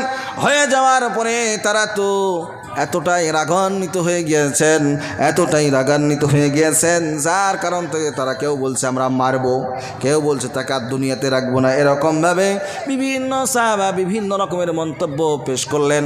আল্লাহর নবী বললেন, খবরদার না, খবরদার না, কেননা তিনি হলেন মেহমান। কি গো, তিনি হলেন মেহমান। মেহমানের সঙ্গে কখনো খারাপ আচরণ করা, আরে কি গো, মেহমানের সঙ্গে আপনারা খারাপ আচরণ করেন? আপনার বাড়িতে কুটুম আসলে আদর যত্ন করেন কি করেন না? সময়তে বিপদ আপদ হইতে পারে কি পারে না? আল্লাহর নবী বললেন, খবরদার তার সঙ্গে তোমরা খারাপ আচরণ করো না। আল্লাহ রসুলের এই কথা শুনলেন, সমস্ত সাহাবারা ক্ষান্ত হয়ে গেলেন। যখন সমস্ত সাহাবারা ক্ষান্ত হয়ে গেলেন, এবার ওই ইহুদি সমস্ত দৃশ্যগুলি দেখলেন। দেখার পরে আল্লাহ নবী সাল্লাল্লাহু আলাইহি সাল্লাম ওই যখন ওই ইহুদিকে দেখলেন, দেখার পর ইহুদি ভাইকে বললেন, ওরে ইহুদি ভাই, তুমি মনে কষ্ট নিও না, তোমার হয়তো মেহমানদারি করতে পারি নাই, তোমার সঙ্গে রাতের বেলায় তোমার খোঁজ খবর নিতে পারি নাই, তুমি আমাকে তার জন্যে ক্ষমা করে দাও। সমস্ত পরিষ্কার পরিচ্ছন্ন হয়ে যাওয়ার পরে আল্লাহ রসুল সাল্লাল্লাহু আলাইহি সাল্লাম ওই মেহমানকে, ইহুদি মেহমানকে তার বাড়িতে নিয়ে গেলেন। আর ওই মেহমান বললেন, আমার একটা দামি তলোয়ার ফেলে গিয়েছি, ওই তলোয়ারটা আমাকে দিয়ে দেন। আল্লাহ নবী কত সুন্দর, কত চমৎকার ব্যবহার দেখে তলোয়ারটা তাকে দিয়ে দিলেন।